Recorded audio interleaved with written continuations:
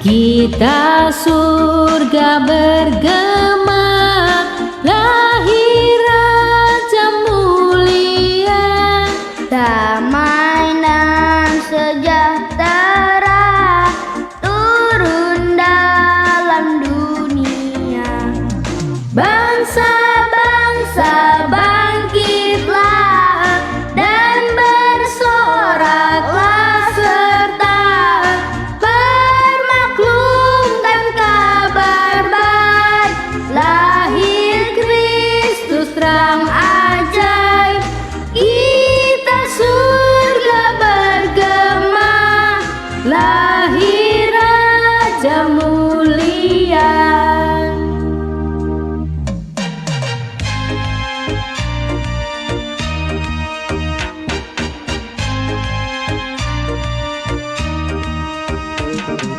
Yang di surga disembah, Kristus Raja yang baka. Lahir dalam dunia dan Maria bundanya, dalam daging dikenal Firman Allah yang kekal, dalam anak yang kecil nyatalah Immanuel. kita surga bergema, lahir Raja mulia. Puji Tuhan, Shalom saudara-saudara yang Tuhan Yesus kasihi. Bertemu kembali dengan saya dalam khotbah online GPJ Anugerah Bermazmur 27 Desember 2020. Mari kita mendengarkan firman Tuhan bersama-sama. Kita berdoa lebih dulu. Tuhan Yesus, terima kasih untuk berkat-Mu hari ini. Kuduskan, sucikan kami dan penuhi kami dengan kasih kemurahan-Mu. Lepaskan kami daripada segala yang jahat. Dan biarlah hari ini Tuhan, firman boleh memberkati kami dan membuat kami terisi penuh, bertumbuh dan berbuah bagi kemuliaan Tuhan. Di momen yang sangat indah ini, yakni hari kelahiran-Mu, di Natal yang ceria dan mulia ini, biarlah kami boleh bersama-sama hidup di dalam pengharapan yang sama, dengan sukacita yang sama yang luar biasa yang Tuhan berikan kepada kami. Terima kasih Bapa, demi nama Yesus kami berdoa dan mengucap syukur. Haleluya, amin. Saudara-saudara, saya ucapkan selamat Natal Desember 2020 dan menyambut tahun baru 2021. Kita semua boleh bersuka cita, terutama di tengah-tengah kondisi pandemi COVID yang tidak selesai-selesai ini. Dimulai dari bulan Desember dan berakhir lagi Desember, ini sudah 1 tahun. Tapi bencana Corona merenggut begitu banyak nyawa dan juga membuat penderitaan dan kesusahan yang luar biasa, membuat orang-orang menjadi sesak. Saudara-saudara yang dikasihi Tuhan, baru saja saya mendengar ada sebuah keluarga yang mau pergi ke sebuah pulau yang jelas bukan di Surabaya tetapi di tempat lain. Mereka sudah persiapkan jauh-jauh hari, hotel, pesawat, semuanya sudah bayar lagi saudara. Tetapi di tempat itu diminta tes swab atau tes antigen, ya mungkin rapid antigen yang menyatakan mereka bebas. Dan ternyata salah satu dari mereka terkena COVID saudara, positif. Itu membuat segala sesuatunya hancur, berantakan. Saya percaya bukan cuma satu keluarga ini, tapi ada banyak keluarga lain yang mungkin mengalami hal serupa.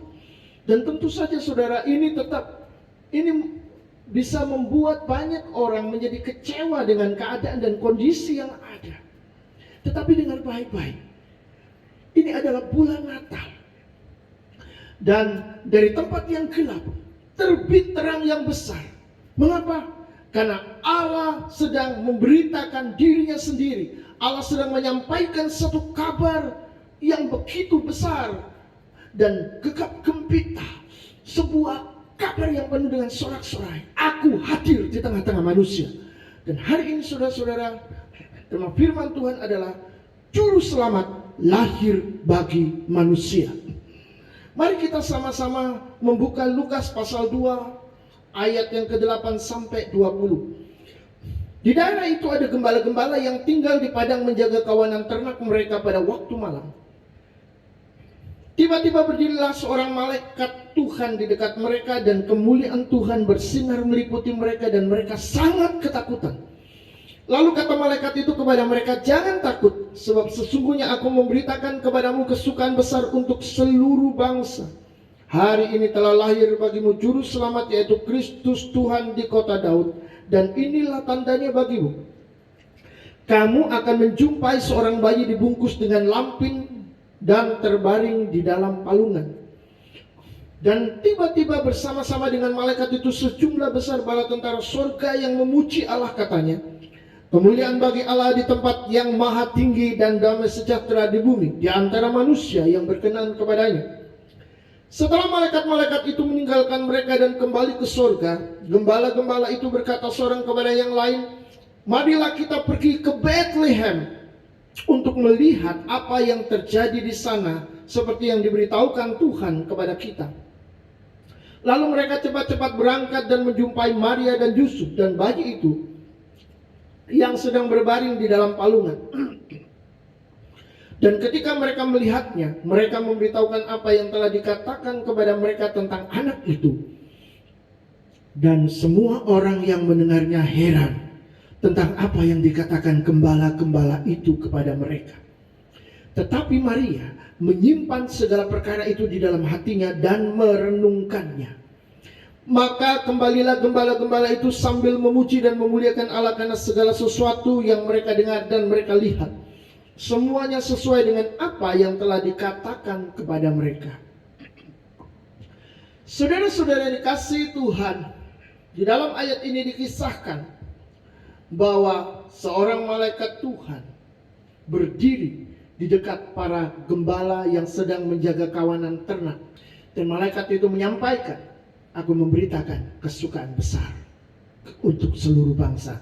Hari ini saudara-saudara, kita sedang merayakan Natal, di mana peristiwa di antara para gembala itu telah menjadi bagian di dalam kehidupan kita. Atau ada yang baru mendengar berita ini, dengarkan sampai selesai. Saya percaya Tuhan akan memberkati saudara. Puji Tuhan. Yang jelas penerima berita Natal pertama adalah Yusuf dan Maria, karena merekalah yang menerima secara langsung karya Tuhan di dalam hidup mereka. Mereka menjadi pelaku utama saudara, di mana mereka menghadapi secara khusus dan membuat mereka goncang, membuat hati mereka bergoncang luar biasa. Kenapa? Karena itu adalah berita yang mengejutkan dan mungkin juga menghancurkan hidup mereka. Yang pertama adalah malaikat berbicara kepada Maria. Dan tentu saja ketika Maria menerima berita ini, dia terkejut. Karena dia adalah seorang perawan yang masih sangat muda sekali. Dan saudara-saudara, berita ini sangat mengejutkan dia. Karena dia akan melahirkan seorang anak. Dan dia berpikir itu nggak mungkin, saya belum punya suami. Tapi kalau itu terjadi, maka resikonya adalah dengan adat Yahudi bertabrakan. Sebab orang-orang yang dianggap berzina akan dirajam batu. Dan itu berarti Maria menanggung suatu beban berat. Ini berurusan dengan nyawanya. Saudara-saudari yang dicintai Tuhan. Dan malaikat menyampaikan bla bla bla. Tetapi saudara-saudara, Maria benar-benar memiliki kepasrahan total kepada Tuhan. Dia benar-benar seorang hamba Tuhan. Dia punya motivasi melayani Tuhan. Dan dia berkata, "Jadilah kepadaku menurut perkataanmu." Maksudnya perkataan malaikat. Saudara-saudara, dia yakin bahwa kehendak Tuhan adalah yang terbaik dalam hidupnya. Apapun resikonya, baik tidak baik, enak tidak enak. Perjalanan Maria dan Yusuf bersama Yesus itu penuh penderitaan sampai akhir. Karena terakhir Maria juga menghadapi Yesus harus mati di atas kayu salib. Itu adalah bagian tersendiri yang akan diberitakan di dalam berita atau khotbah Jumat Agung misalnya. Saudara-saudara yang dicintai Tuhan, yang jelas berita Natal ini sangat mengubah kehidupan Maria secara total. Tiba-tiba gadis yang masih bau kencur ini menjadi seorang yang mengalami ketegangan mental luar biasa. Dan berita Natal itu juga diterima oleh Yusuf. Kenapa? Karena Yusuf mendengar Maria hamil dan dia kaget, tersentak, dia sadar bahwa itu bukan anaknya. Dia masih suci, dia masih Joko Tingting, saudara. Dan pada akhirnya, saudara-saudara, dia mau menceraikan Maria secara diam-diam. belum bersuami kok diceraikan. Ya, tapi pada saat itu ketika Yusuf bertunangan dengan Maria, menurut adat Yahudi, bertunangan itu hampir sama seperti pernikahan, mengurus administrasi, aturan segala macam itu sangat rumit. Dan kalau memutuskan hubungan dengan Maria itu seperti bercerai di dalam adat Yahudi pada waktu itu. Yang jelas Yusuf akhirnya tidak melanjutkan niatnya, karena seorang malaikat datang di dalam mimpinya dan memberitahu dia bahwa anak di dalam kandungan Maria bukan berasal dari perselingkuhan, tetapi anak itu berasal dari Roh Kudus dan harus dinamakan Yesus karena dia adalah seorang juru selamat. Saudara-saudara, ini adalah Natal pertama, dan ketika Yesus lahir, Yusuf dan Maria lah orang pertama yang mengalami Natal. Puji Tuhan. Tetapi kita beralih lagi kepada orang lain di luar keluarga Yusuf dan Maria yang tidak tahu apa-apa, yakni para gembala di padang Efrata di Bethlehem, kota Daud. Saudara-saudara, berita Natal kedua ini adalah bagi para gembala di dalam Injil Lukas.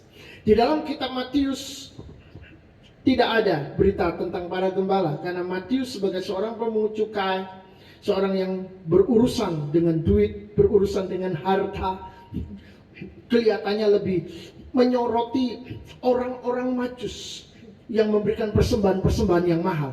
Itu sebabnya Matius sebagai wartawan surgawi, dia lebih condong untuk memberitakan, menuliskan tentang orang-orang Majus. Tapi Lukas, seorang tabib, seorang dokter, katakanlah pada zaman ini, dia menyoroti tentang para gembala yang berada di dalam kondisi sosial yang begitu sangat rendah. Yang jelas, saudara-saudara, kedua ketulisan mereka, Matius dan Lukas, adalah dalam rencana dan rancangan Tuhan agar itu bisa disampaikan kepada dunia, yakni tentang kelahiran Yesus.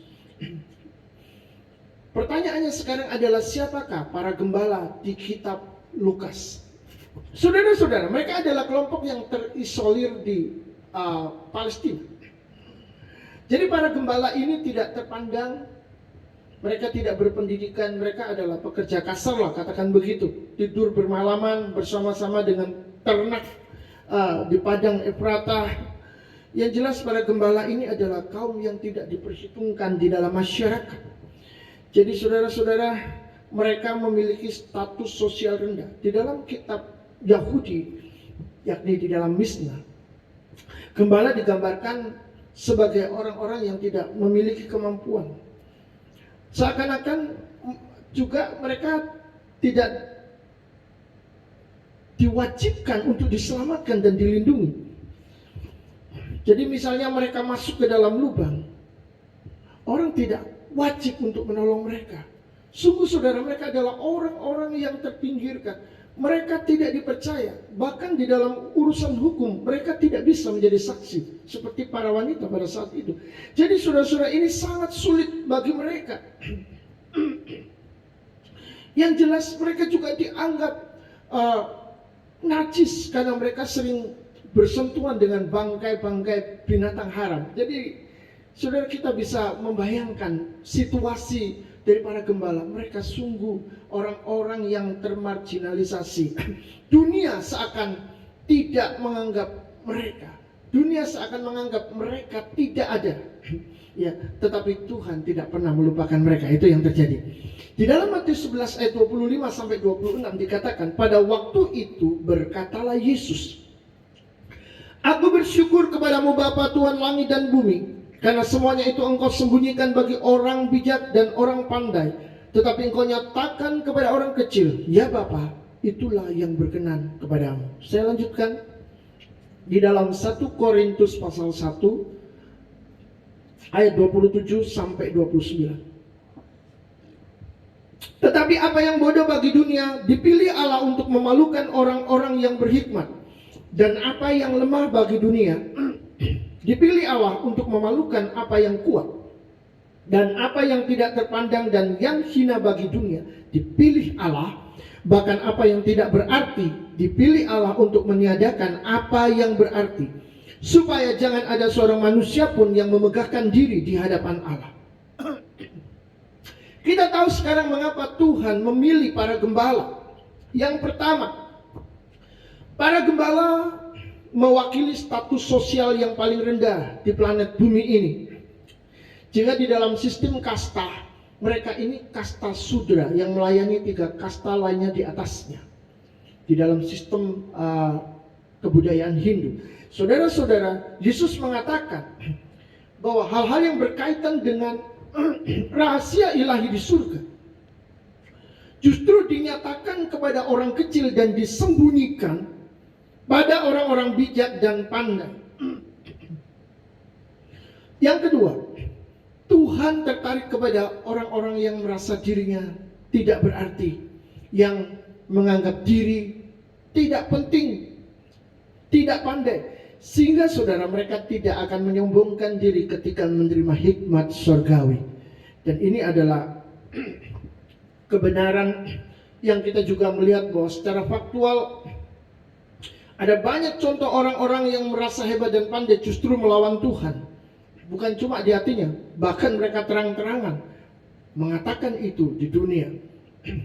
Seperti Thomas Andrew, pencipta kapal Titanic, yang mengatakan Tuhan pun tidak akan dapat menenggelamkan kapalnya. Belum lagi ada Tancredo Neves, calon presiden Brasil, yang mengatakan Tuhan pun tidak akan dapat melengsarkan jabatanku dari menjadi seorang presiden kalau aku bisa meraup 500 suara. Saudara-saudara dikasihi Tuhan, kita temukan lagi John Lennon, penyanyi Inggris dari grup band The Beatles, yang mengatakan, aku lebih terkenal dari Yesus, katanya. Dan kita akan melihat siapa yang akan tenggelam lebih dulu, Yesus dengan ajarannya atau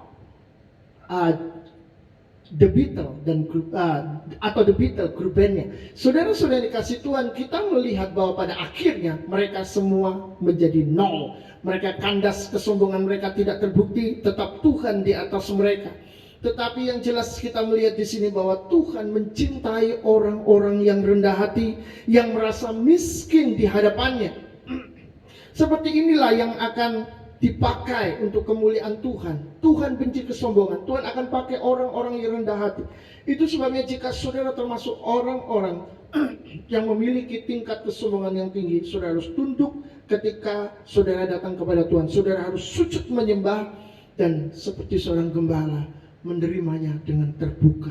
Sebagai seorang yang tak berdaya, sebagai seorang yang miskin. Tidak ada seorang pun bisa datang kepada Tuhan, seorang pun datang kepada Yesus untuk sujud menyembah dengan hati yang sombong, karena saudara tidak akan diterima. Puji Tuhan. Yang ketiga,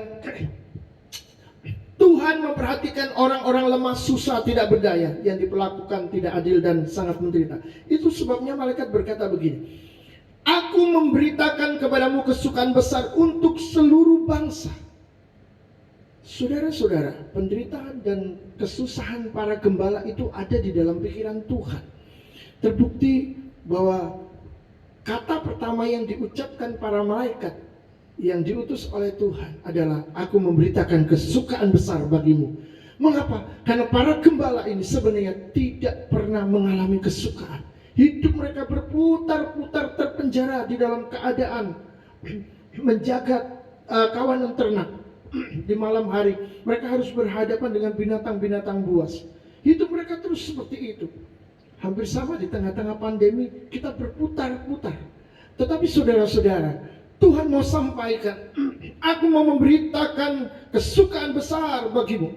Jadi siapapun yang mendengar berita ini, Tuhan ingin mengatakan kepada Anda, kalau Anda merasa diri Anda tidak berguna, Anda merasa diri tidak berharga, Anda merasa tertolak, ditinggalkan, rendah dan hina, terbuang, Tuhan akan datang untuk Anda. Dia akan memberikan berita kesukaan besar bagimu. Kenapa? Karena Tuhan mengasihi manusia. Saudara-saudara,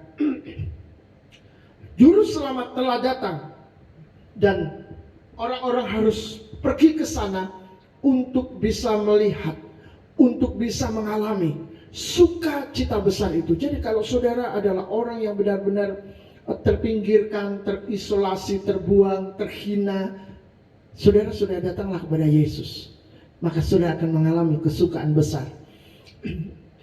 Alkitab berkata bahwa Kristus Tuhan lahir di kota Daud. Dia seorang bayi manusia. Maka ada banyak orang sedang bertanya, apa mungkin dia adalah Tuhan juga?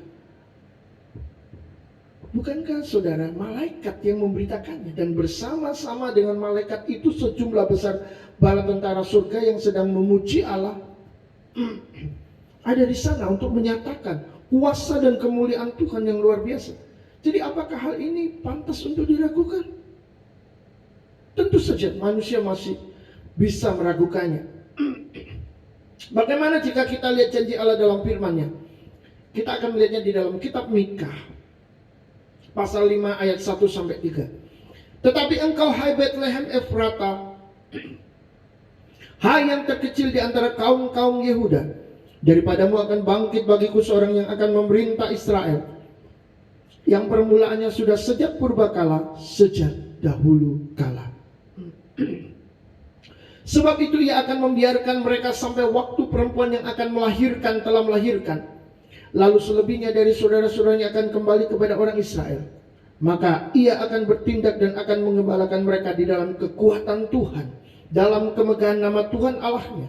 Mereka akan tinggal tetap, sebab sekarang ia menjadi besar sampai ke ujung bumi. Alkitab menunjukkan, firman Tuhan menunjukkan bahwa Tuhan memilih orang-orang yang lemah, yang tidak berdaya, orang-orang biasa, bukan orang-orang hebat. Dan kota yang dipilih untuk melahirkan juru selamat jugalah kota yang terpinggir, kota Bethlehem, kota kecil, kota yang tidak dianggap. Saudara-saudara, Allah memilih hal-hal yang kecil. Untuk apa? Membangkitkan seorang pemimpin yang akan memerintah Israel. Dikatakan di dalam kitab Mikha, yang permulaannya sudah sejak purbakala, sejak dahulu kala. Jadi juru selamat ini permulaannya sudah sejak dahulu kala, sejak zaman purbakala. Artinya pemimpin yang akan lahir di kota Bethlehem, pemimpin yang ada adalah juru selamat ini memiliki kehidupan yang kekal. Ini adalah manusia ilahi, bukan manusia biasa. Bagaimana kalau kita melihat apa yang dikatakan malaikat kepada Bapa Yesus atau Yusuf? Matius 1 ayat 22-23. Tetapi ketika ia mempertimbangkan maksud itu, malaikat Tuhan nampak kepadanya dalam mimpi dan berkata, Yusuf anak Daud, janganlah engkau takut mengambil Maria sebagai istrimu, sebab anak yang di dalam kandungannya adalah dari Roh Kudus. Ia akan melahirkan anak laki-laki, dan engkau akan menamakan dia Yesus, sebab dialah yang akan menyelamatkan umatnya dari dosa mereka. Hal itu terjadi supaya genaplah yang difirmankan Tuhan oleh Nabi, sesungguhnya anak darah itu akan mengandung dan melahirkan seorang anak laki-laki, dan mereka akan menamakan dia Immanuel, yang berarti Allah menyertai kita. Saudara-saudara, malaikat surgawi ini mengutip ayat di dalam Yesaya pasal 7 ayat 14. yang 800 tahun sudah ada sebelum Yesus lahir. Mari kita lihat ayatnya.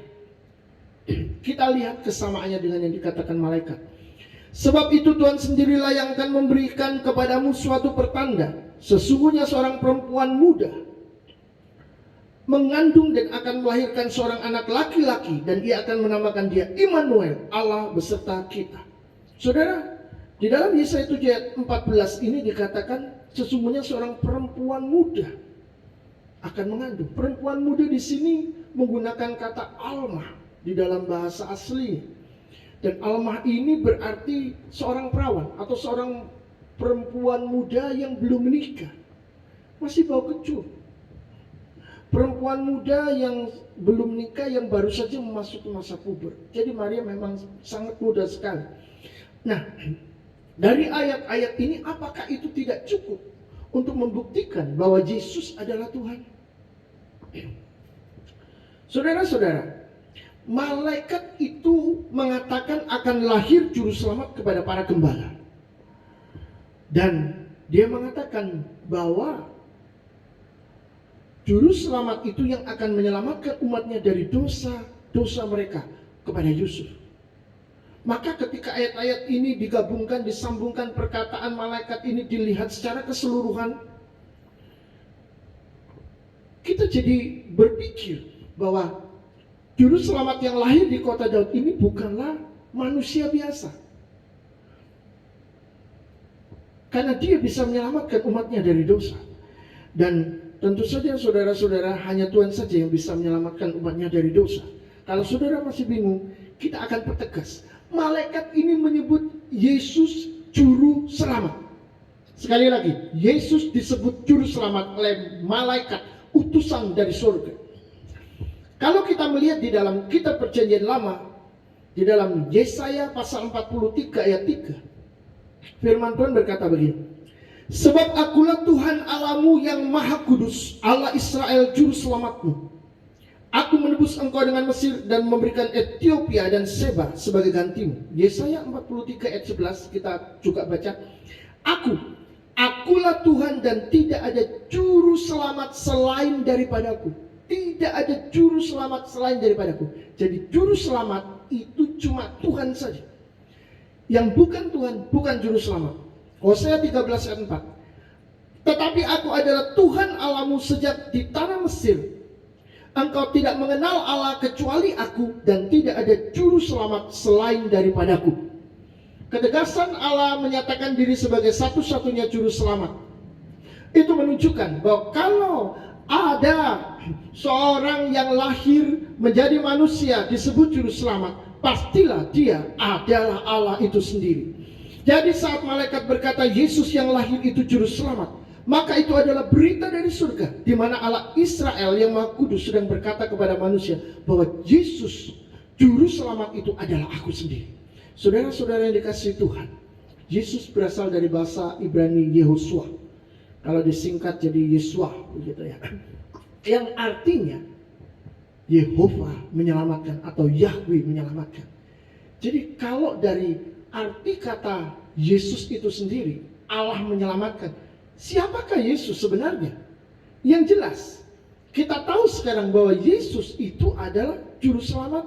Yesus itu adalah Allah sendiri. Apakah ini rasional? Saudara-saudara, mari kita menggunakan akal kalau kita berbicara tentang rasionalitas. Yang pertama, akal kita mengatakan begini. Pembawa berita tentang juru selamat, yakni Yesus yang akan lahir itu adalah malaikat surga. Itu berarti Allah sendiri yang memproklamasikan, yang memberitahukan kepada dunia bahwa Yesus yang lahir itu adalah aku, adalah Allah. Ini tidak main-main, saudara. Ini berita dari surga. Bukan para nabi lagi. Para nabi sudah menyampaikan jauh lama sebelum itu. Tetapi kaumnya tidak kedengaran. Karena tidak ada sebuah kejadian nyata. Tetapi kali ini Yesus benar-benar datang dan malaikat mendahuluinya. Yang kedua, arti nama Yesus itu dilihat dari bahasa Ibrani, dari bahasa aslinya. Yahweh yang menyelamatkan. Jadi saudara-saudara, Yesus itu adalah Allah yang menyelamatkan. Dari dua ini, apakah masih belum rasional? Yang ketiga, malaikat sendiri yang menunjukkan dasar kelahiran Yesus itu ada di dalam firman Tuhan di dalam Yesaya 14 ayat yang ke-7. Bahwa Yesus itu Immanuel, yang berarti Allah menyertai kita. Berarti Yesus hadir di dunia, Yesus lahir di dunia, itu artinya Allah menyertai kita. Allah menyertai kita dengan berada di tengah-tengah manusia. Dan ini adalah sebuah rahasia ilahi yang ditunjukkan oleh Allah kepada dunia, bahwa Dia sudah hadir di dunia dan Dia menyertai manusia yang percaya kepadanya. Dan di dalam kitab Nabi Yesaya 9 ayat 5 juga dikatakan, sebab seorang anak telah lahir untuk kita, seorang putra telah diberikan untuk kita. Lambang pemerintahan ada di atas bahunya, dan namanya disebutkan orang penasihat ajaib, Allah yang perkasa, Bapa yang kekal, Raja damai. Penasihat ajaib, Allah yang perkasa, Bapa yang kekal, Raja damai. Saudara-saudara yang dikasihi Tuhan, itu berarti Allah mau menunjukkan, mau menyatakan kepada dunia bahwa Dia akan datang dengan dua sifat. Pribadi Allah akan datang dengan dua sifat, yakni Allah dan manusia. Allah menamai dirinya dalam rupa manusia, yaitu Yesus. Di kitab Yesaya tadi dikatakan seorang anak lahir untuk kita, seorang putra diberikan untuk kita. Jadi ada kelahiran manusia, dan manusia ini laki-laki karena dikatakan putra. Dan namanya disebutkan penasihat yang ajaib. Manusia tidak bisa memberikan nasihat yang ajaib. Tapi yang kedua lebih jelas, Allah yang perkasa. Wow, Bapa yang kekal. Loh, kok Bapa yang kekal? Bapa yang kekal kan harusnya Allah sendiri. Ya, Yesus itulah Allah sendiri. Bapa yang kekal, Raja damai, dan kerajaannya tidak berkesudahan, dikatakan oleh firman Tuhan, dikatakan oleh kitab suci. Oleh sebab itu saudara-saudara, kalau berita kelahiran juru selamat disampaikan oleh para malaikat, oleh para nabi, dan oleh Tuhan sendiri, maka bisakah kita mengatakan bahwa ini rasional? Saudara-saudara, sekarang kita tahu bahwa mempercayai Yesus sebagai Allah yang adalah juru selamat satu-satunya seperti tertulis di dalam firman-Nya adalah rasional. Dan melalui iman kita diselamatkan dari dosa-dosa kita. Kalau kita percaya dan kita menerima Dia sebagai juru selamat kita, maka Dialah yang akan menyelamatkan kita. Yang terakhir, ada tiga hal yang bisa kita lihat. Satu, Allah menggenapi janjinya dengan menurunkan Mesias yang adalah juru selamat di kota Daud, Bethlehem, sebagai seorang putra, sebagai seorang manusia, sesuai dengan nubuatan Nabi Mika dan Nabi Yesaya. Berita tentang juru selamat ini, berita tentang Mesias ini ada di dalam kitab-kitab para nabi, begitu banyak. Tapi kita hanya bisa melihat beberapa saja. Yang kedua, saudara, keselamatan dari Allah tidak ditunda-tunda lagi. Karya penebusan akan segera dimulai dengan kehadiran Yesus di muka bumi ini. Itu berarti karya penebusan dosa akan dilaksanakan sesuai janjinya, seperti di dalam Yesaya 53 ayat yang ke-10. Yang ketiga, ketegasan Allah di dalam menghukum dosa karena kesucian dan keadilan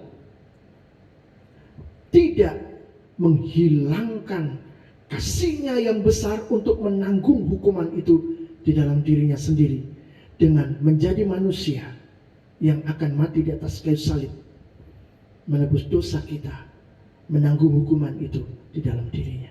Saudara-saudara, inilah berita Natal yang terindah, inilah berita Natal yang terbaik, bahwa Allah telah hadir di dunia menjadi manusia, dan Dia adalah juru selamat, Yesus Kristus Tuhan kita. Amin. Tuhan memberkati.